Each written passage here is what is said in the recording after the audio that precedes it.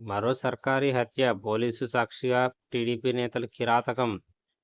శ్రీశైలం నియోజకవర్గం సీతారాంపురంలో అతి దారుణంగా వైఎస్ఆర్సీపీ నేత హతం. ఎస్ఐ కానిస్టేబుల్ కళ్ళెదుటే సుబ్బరాయుడిని ఇంట్లో నుంచి బయటికి లాగి చంపిన వైనం. రాత్రి 9:30 నుంచే పోలీసులను అప్రమత్తం చేసిన మరో నేత జయనారపు రెడ్డి.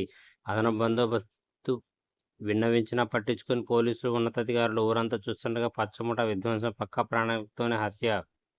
మీపైన పెట్రోల్ పోసి తగలబెడతాం. సీతారాంపురంలో పోలీసులను బెదిరించిన పచ్చముఠ. రాజకీయ కక్షతో ఈ దారుణం. తొలిసారి నిన్నటి ఎన్నికల్లో సీతారాంపురంలో వైఎస్ఆర్సీపీ తరపున ఏజెంట్లు సుబ్బరాయుడు కుమారుడు ప్రసాద్ ఏజెంట్గా కూర్చున్నాడని అక్కసు. జగ్గయ్యపేటలో పచ్చమూకల దాడి. నిండుకుండల సాగర్. నేడు ప్రాజెక్టులో గరిష్ట స్థాయికి నీటి నిల్వ. ఉదయం 8 గంటలకు గేట్లెత్తి దిగువకు నీటి విడుదల. రక్షణ ఎగుమతుల్లో నంబర్ 1 కారణ భారత రక్షణ రంగ సాంకేతిక సలహాదారు సతీష్ రెడ్డి. రైలు బోగీల్లో మంటలు.